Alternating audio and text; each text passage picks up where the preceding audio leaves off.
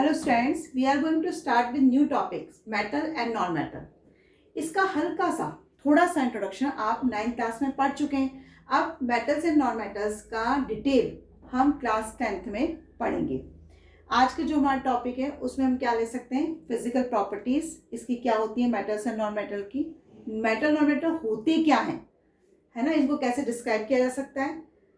इसके अलावा मेटल्स जो होते हैं वो उनकी जो प्रॉपर्टी, जैसे सॉलिड लिक्विड गैस है या ओनली सॉलिड है, इसी तरह से नॉन मेटल्स क्या है, इन सब का डिस्क्रिप्शन आज के टॉपिक में हम पढ़ने वाले हैं। इस इनका डिफरेंस क्या होता है ये भी हम देखेंगे, है ना। तो डिटेल इस मेटल्स नॉन मेटल जो 10th में है चैप्टर, उसमें थोड़ा सा डिटेल दिया गया है। डिटेल से मतलब इसमें फिजिकल प्रॉपर्टी भी है, केमिकल प्रॉपर्टी भी है, आयंस कैसे बनते हैं, फॉर्मेशन ऑफ आयन कैसे होता है, बॉन्डिंग कैसे होती है मेटल्स में, एक्सेट्रा। तो अभी हम जो पढ़ रहे हैं वो क्या पढ़ रहे हैं, इसकी मेटल क्या है। तो actually there are 118 elements present है एटमॉस्फेयर में। अब इन एलिमेंट्स को हमने किस में डिस्क्राइब किया है, मेटल्स और नॉन मेटल में। ये जो एलिमेंट्स हैं इनको हमने किस में डिस्क्राइब किया है, मेटल एंड नॉन मेटल्स में।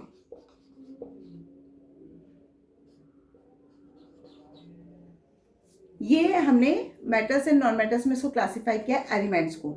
एक्चुअली क्या है कि मेटल्स होते क्या है या नॉन मेटल्स क्या होते हैं, क्लियर। तो मेटल्स क्या होते हैं, देखिए अगर हम इसकी फिजिकल प्रॉपर्टी के अकॉर्डिंग इसको देखें तो फिजिकल क्या होता है, फिजिकल एक्चुअली जो उसकी कैरेक्टरिस्टिक्स को, ओनली आउटर कैरेक्टरिस्टिक्स को शो करता है।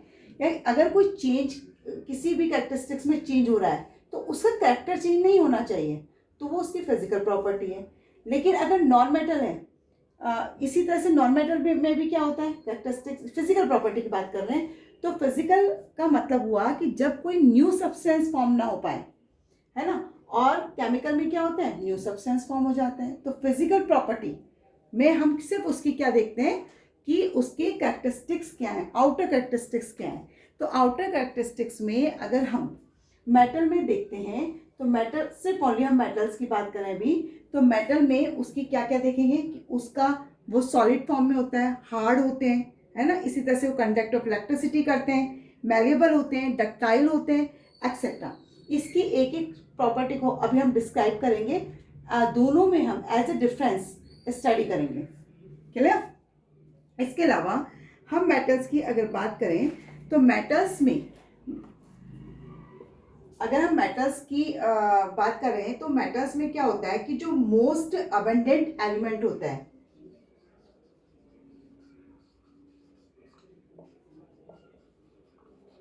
मोस्ट अबंडेंट एलिमेंट मेटल्स में वो क्या होता है, एल्यूमिनियम होता है।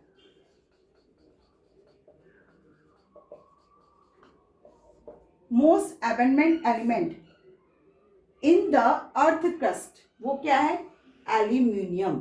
एल्यूमिनियम जो होता है वो कॉन्स्टिट्यूट, मतलब उसका जो कॉन्स्टिट्यूट होता है 7% ऑफ द अर्थ क्रस्ट होता है, 7% ऑफ द अर्थ क्रस्ट। इसी तरह से अगर हम नॉन मेटल की बात करें तो इसमें जो मोस्ट अबंडेंट नॉन मेटल होगा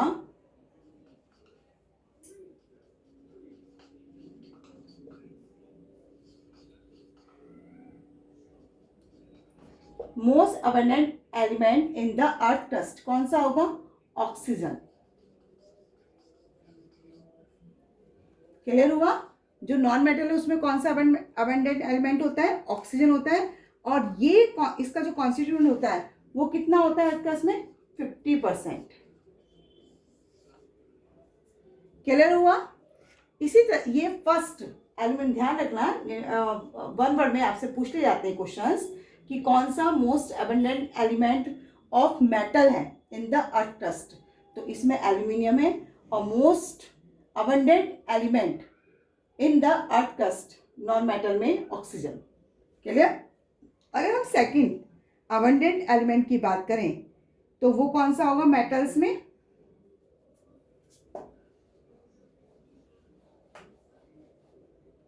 मोस्ट अबंडेंट एलिमेंट सेकंड, वो कौन सा है? आयरन। क्लियर? इसमें कौन सा होता है? आयरन मेटल्स में। और इसमें जो कॉन्स्टिट्यूशन होता है उसका अर्थ के अंदर, वो कॉन्स्टिट्यूएंट कितना होता है? ओनली 4%। इसी तरह से अगर हम नॉन मेटल की बात करें तो नॉन मेटल में जो सेकंड नॉन मेटल होता है वो कौन सा होता है? सिलिकॉन।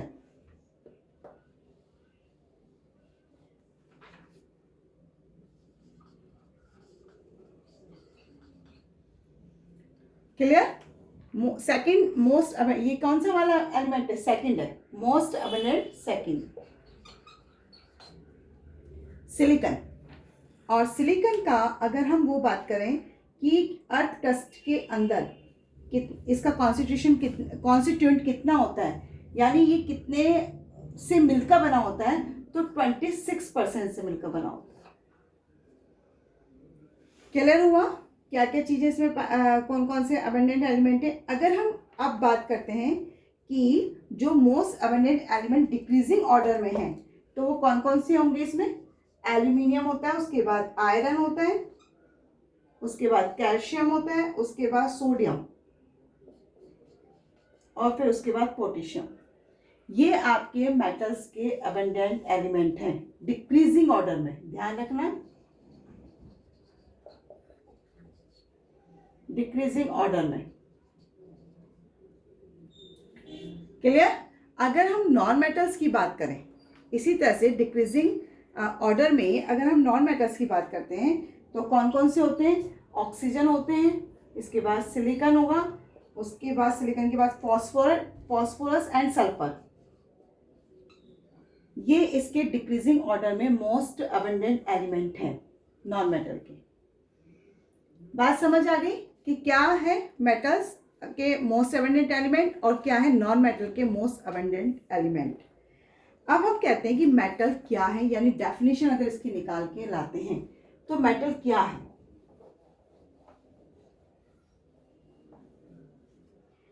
अभी मैंने बताया था कि मेटल्स आर द एलिमेंट है, एक तो पहली बात तो ये metals are the elements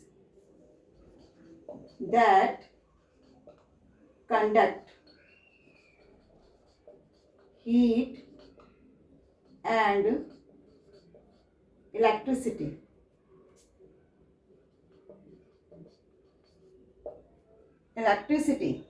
And are malleable.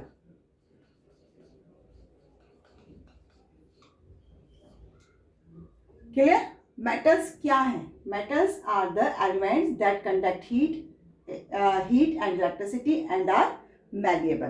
तो वो क्या कहलाएंगे? मेटल्स कहलाएंगे। समझ आई मेरी बात? इसी तरह से अगर हम बात करें कि नॉन मेटल्स क्या होते हैं, तो अब देखिए यहाँ पर आपके था कि मेटल्स वो होते हैं जो हीट और कंडक्ट कर रहे हैं, इलेक्ट्रिसिटी को कंडक्ट कर रहे हैं। यहाँ पर आप क्या लिख देंगे कि इसमें आ जाएगा डू नॉट। अगर आप इसकी डेफिनेशन लिखेंगे नॉन मेटल्स की तो क्या आ जाएगी यहाँ पर डेफिनेशन कि non metals do not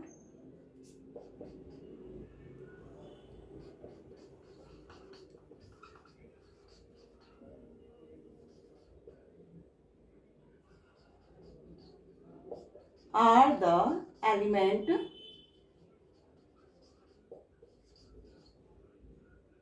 do not conduct heat and electricity.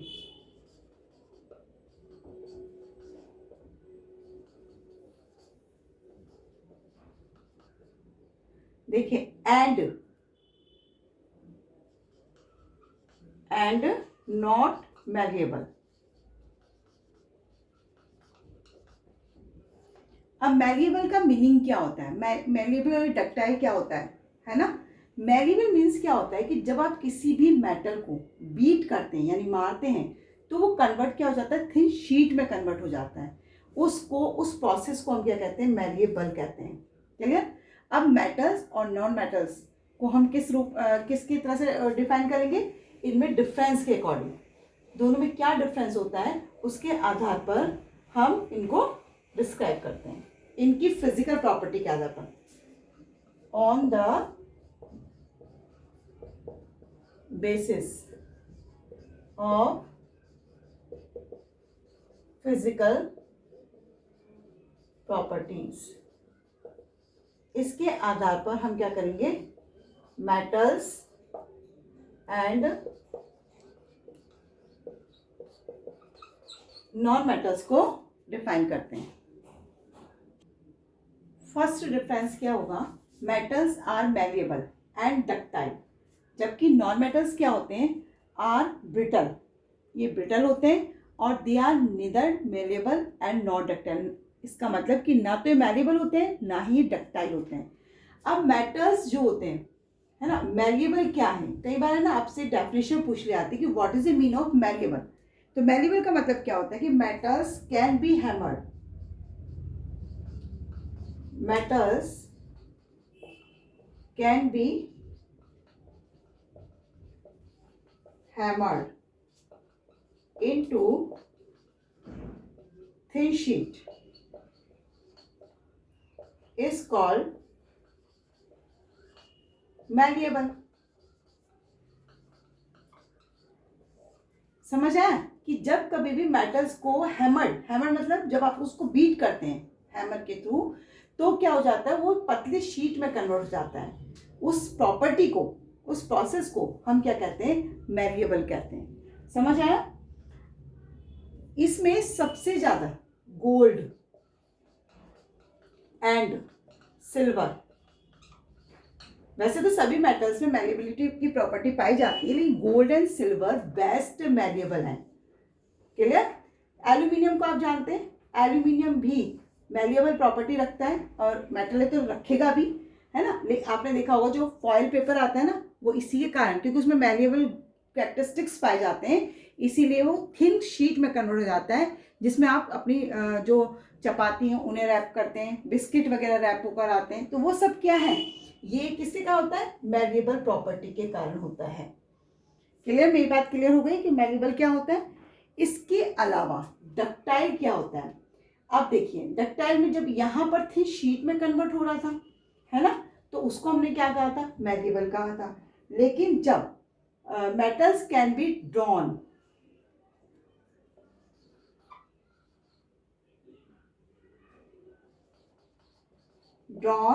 into thin wire, clear, is called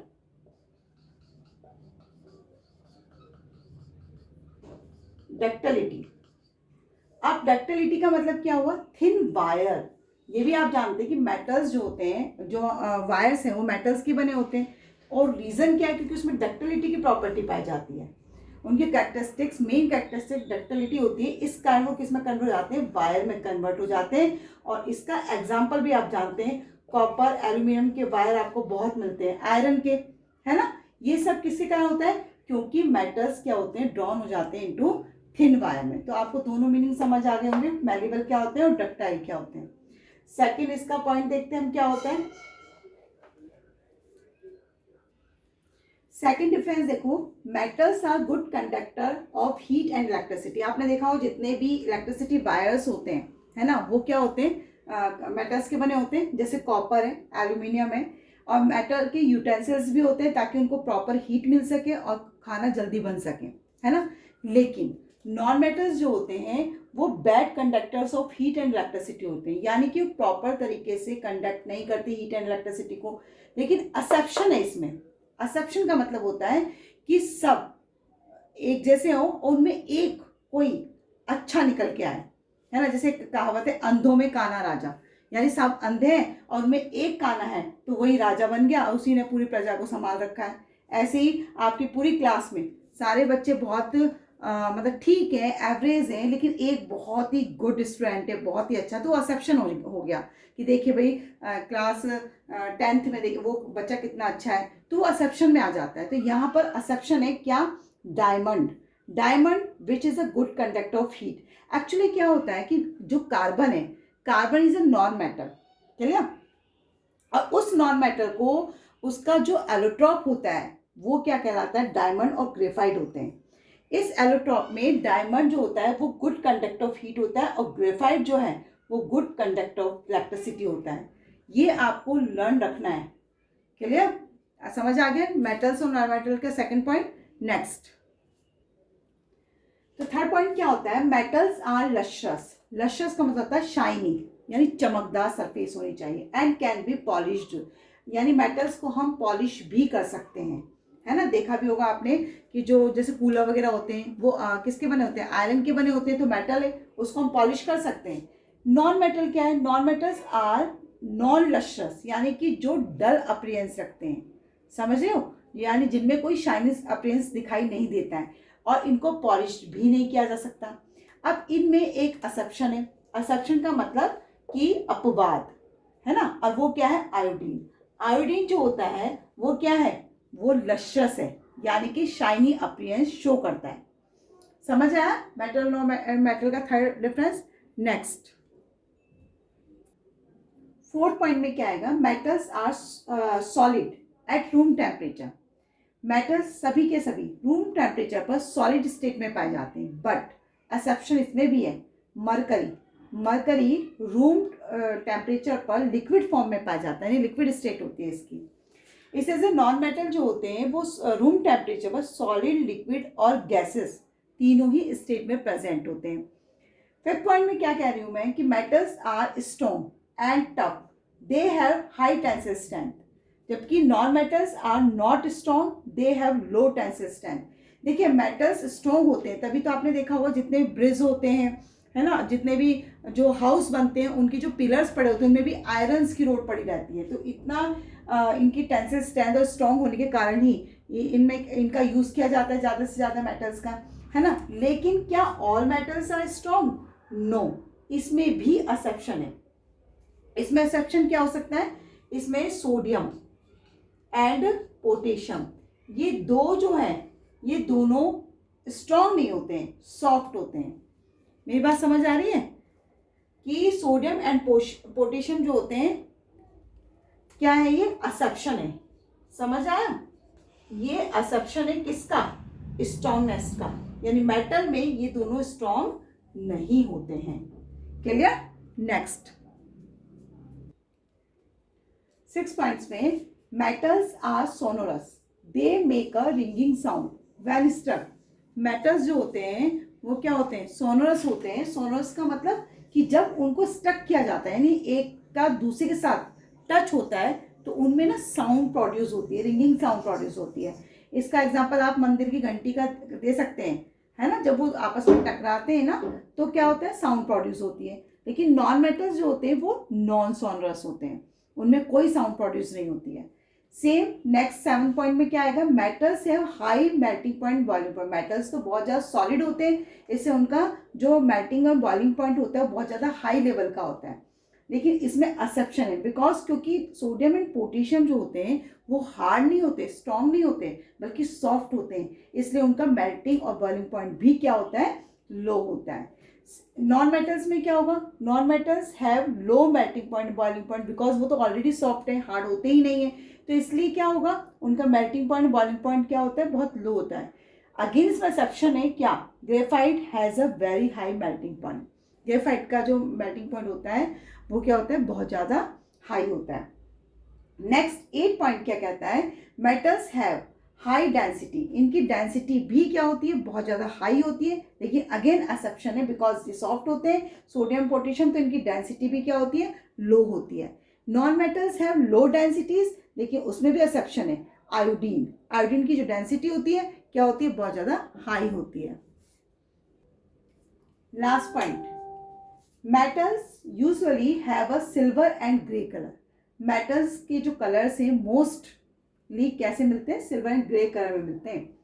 लेकिन फिर इसमें एक्सेप्शन है, क्योंकि कॉपर एंड गोल्ड भी तो मेटल ही होते हैं, और कॉपर और गोल्ड का कलर डिफरेंट होता है ना, इसलिए इनको एक्सेप्शन में माना गया है। Non metals have many different colours. अब देखिए नॉन मेटल्स के कलर, सल्फर का येलो होता है, फॉस्फोरस वाइट एंड रेड दोनों कलर्स में पाया जाता है, मतलब या ये वाइट हो सकता है, रेड भी हो सकता है।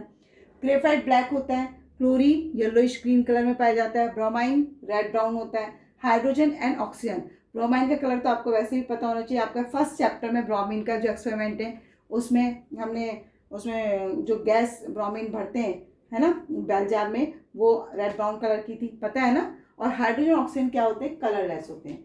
तो इस तरह से मेटल्स एंड नॉन मेटल्स के डिफरेंस के आधार पे हमने उनको डिस्क्राइब किया कि मेटल्स क्या होते हैं और नॉन मेटल्स क्या होते हैं। अगर आपसे डेफिनेशन पूछी जाती है कि मेटल्स क्या है, तो आप जनरल लिखो कि this metals is the elements जो क्या रखते हैं अपने आप में, which is the conductor of electricity, malleable, ductile, sonorous, जो भी आपको याद हो। लेकिन ये इसकी फिजिकल प्रॉपर्टी है। फिजिकल प्रॉपर्टी मतलब जो इसके आउटर अपीयरेंस को शो करते हैं, है ना। इसके बाद जो प्रॉपर्टीज आती हैं इसकी मेटल्स और नॉन मेटल्स की, वो प्रॉपर्टीज होती है केमिकल प्रॉपर्टीज। और केमिकल प्रॉपर्टीज क्या होती है, जो उसको मतलब उसके न्यू प्रोडक्ट को बनाती हैं, यानी चेंज कर देती है ना। जबकि फिजिकल प्रॉपर्टी में तो कोई चेंज हो नहीं रहा, सेम एज इट इज ही अपीयरेंस शो कर, यानी इसकी प्रॉपर्टी या इसकी कैरेक्टरिस्टिक्स नहीं जाती हैं।